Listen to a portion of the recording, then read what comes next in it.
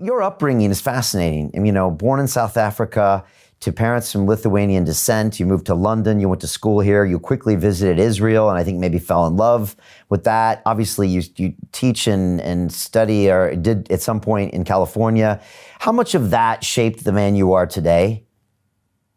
I think it did. I think as I said, I'm not somebody who's, is a tribalist. I don't believe in my side being the best, because actually I have multiple sides. Also, I actually feel, you can enjoy fish without saying I don't like meat. Or you can, like vegetables without saying I never eat. You can actually like things without excluding other things. I never see actually the reason to exclude. I believe that diversity really is a massive secret for all of life. We have to be very diverse, because survival depends on diversity in the same way the survival of your portfolio that's being invested depends on diversity. If it's all Bitcoin, you might do really well, but you're going to get into trouble at some point. So I really believe in globalism. My nature is, right now we also spend time in China because my wife is a curator of Chinese art. And, China's just another country. I'm not saying that I'm not going to talk about politics. But on the other hand, there's a lot of good things there, very efficient.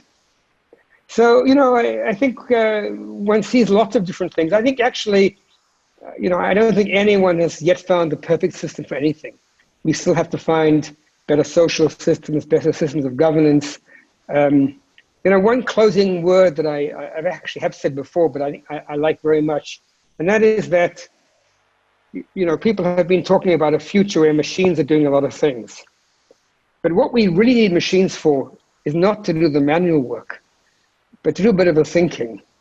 And I have this sort of dream that in 10 years' time, before the next big crisis, artificial intelligence will have come a long, long way. And in the same way that now when we want to drive anywhere, we open up Google Maps or Waze or whatever the routing program is, and we don't even try to prove how great we are at driving, we just say, get us to this place.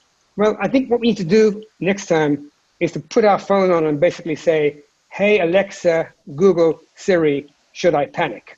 And you'll get an answer coming back that would say, you probably shouldn't panic because you're this age group and the mortality is like this, and people are working on it over here. And if you follow this link, you'll get good information. Take it easy.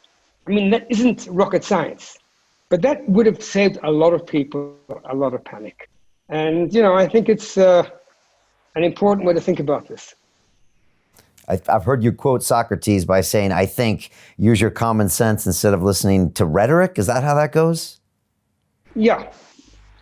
I mean, basically, that's what Socrates did say. But it was interesting. I was on Fox, and a lot of my, Laura Ingraham, who's actually a very nice lady, smart as well. And a lot of my people had said, how can you go into Fox and stuff like this? And actually, we were talking about common sense and rhetoric, which I think is a very important rule here, because I think a lot of us forget about our common sense. And if it seems too good to be true, it probably is too good to be true. And, we do have, and there was information out there. Now, I worry because in any kind of environment, you always seek out people who are like you. And you shouldn't. You should actually seek out people who are different from you, because that's the interesting part. And I kind of wish I'd been, maybe more. In fact, the first interview I had was with, I forget the name, Brian has a Fox radio show, Brian Kilmeade. And I was on Brian Kilmeade on the 3rd of March, which was very early. And, he had me talking for 20 minutes, didn't interrupt me once. I don't think it got any, I never heard anything back from it. I probably didn't get any views or any likes, but it was a very nice experience. I think it's a diverse world out there, and we need to be diverse to make the best of it.